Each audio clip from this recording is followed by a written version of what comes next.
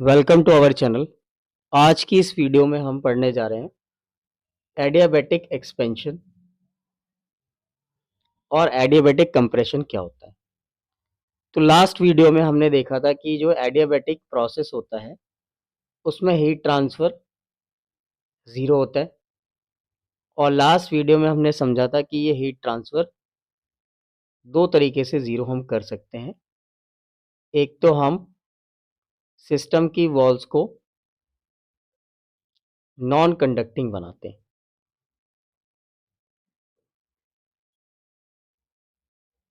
Non conducting. दूसरा हमने यहाँ पे समझा था कि जो प्रोसेस होता है इसको बहुत ज़्यादा फास्ट हम कराते हैं। ठीक है, ये तो हमने लास्ट क्लास डिस्कस किया था। आज हम पढ़ने जा रहे हैं एडियाबैटिक एक्सपेंशन। ठीक है, देखिए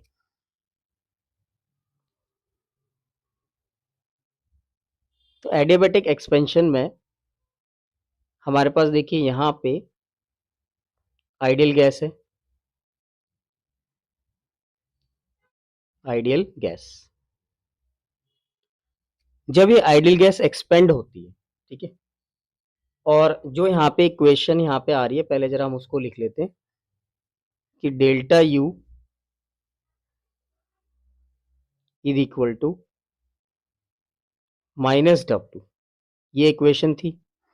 अब हम यहाँ पे ये जो वर्क डन है ना, इसको समझेंगे और विथ साइन कन्वेंशन यहाँ पे जो डेल्टा यू है उसको निकालते हैं। देखिए जब भी यहाँ पे गैस एक्सपेंड होगी तो किस तरह का वर्क डन होगा, तो उसे हम बोलेंगे work done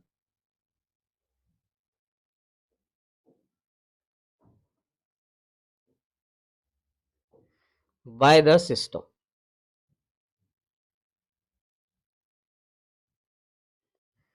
work done by the system,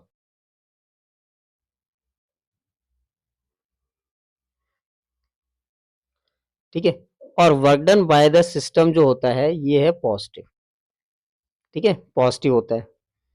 तो work done by the system अगर हम यहाँ पे यूज करते हैं इस इक्वेशन में, तो आप देखिए ये साइन जो माइनस का है ये पहले से रहता है।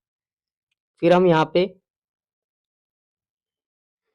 ये जो प्लस का साइन है यहाँ पे रखते हैं, ठीक है। तो आप देख रहे हैं यहाँ पे ओवरऑल माइनस डब्ल्यू आ जाता है।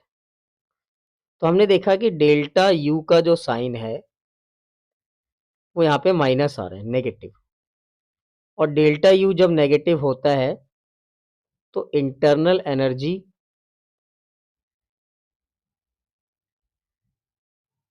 डिक्रीजिंग,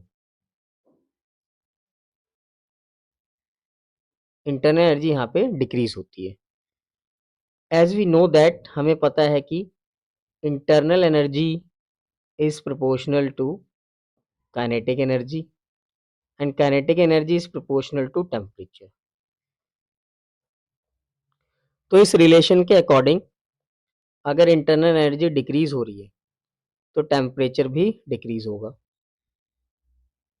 तो टेम्परेचर अगर डिक्रीज हो रहा है, टेम्परेचर डिक्रीजिंग,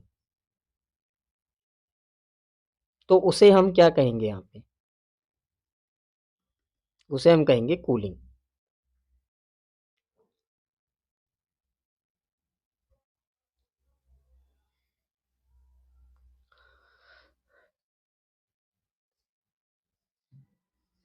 देखिए नेक्स्ट इसमें टाइप है एडियाबैटिक कंप्रेशन। देखिए कंप्रेशन का देखिए यहाँ पे क्या मतलब है। कंप्रेशन,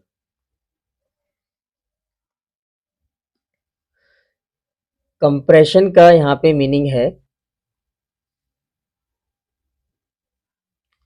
कि हम एक्सटर्नली इसके ऊपर वर्क कर रहे हैं। तो ये जो वर्क होगा यहाँ पे देखिए हम क्या करेंगे, इस पिस्टन को पुश कर रहे हैं, ठीक है। देखिए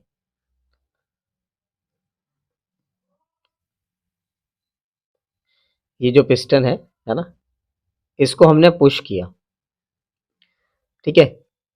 और ये कुछ डिस्प्लेसमेंट हुआ होगा यहाँ पे, है ना, एक्स डिस्प्लेसमेंट। तो हम यहाँ पे क्या कर रहे हैं, इस आइडियल गैस को कंप्रेस कर रहे हैं। ठीक है, तो ये किस तरह का वर्क डन है, देखिए ये यहाँ पे वर्क डन हो गया। ठीक है, एफ इंटू एक्स। तो ये जो वर्क डन है इसको बोलेंगे work done on the system.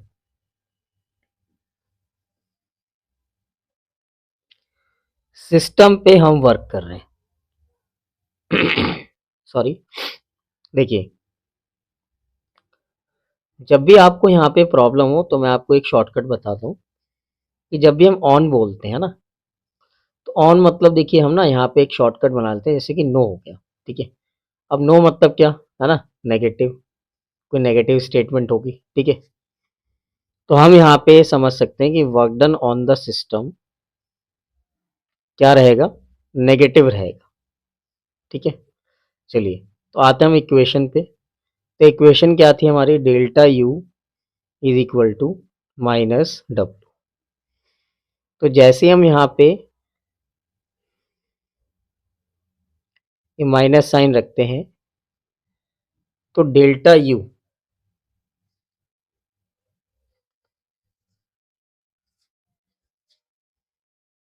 देखिए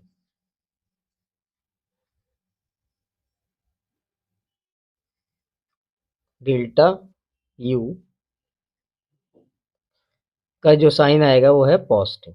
ठीक है, अगर डेल्टा यू पॉजिटिव आ रहा है तो internal energy of the system increasing.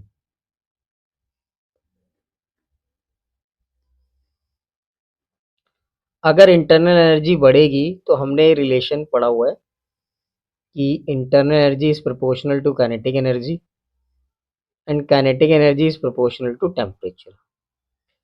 ठीक है, अगर इंटरनल एनर्जी बढ़ेगी तो टेम्परेचर बढ़ेगा।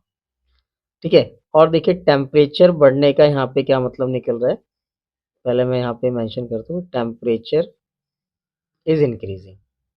ठीक है, टेम्परेचर इंक्रीज होने का मतलब है हीटिंग, कि हम यहाँ पे क्या कर रहे हैं, हीटिंग कर रहे हैं।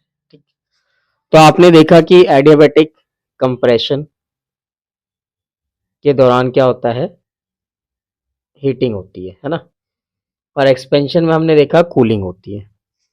तो ये दोनों प्रोसेस है जो एडियाबैटिक प्रोसेस के ही दो पार्ट कहलाते हैं।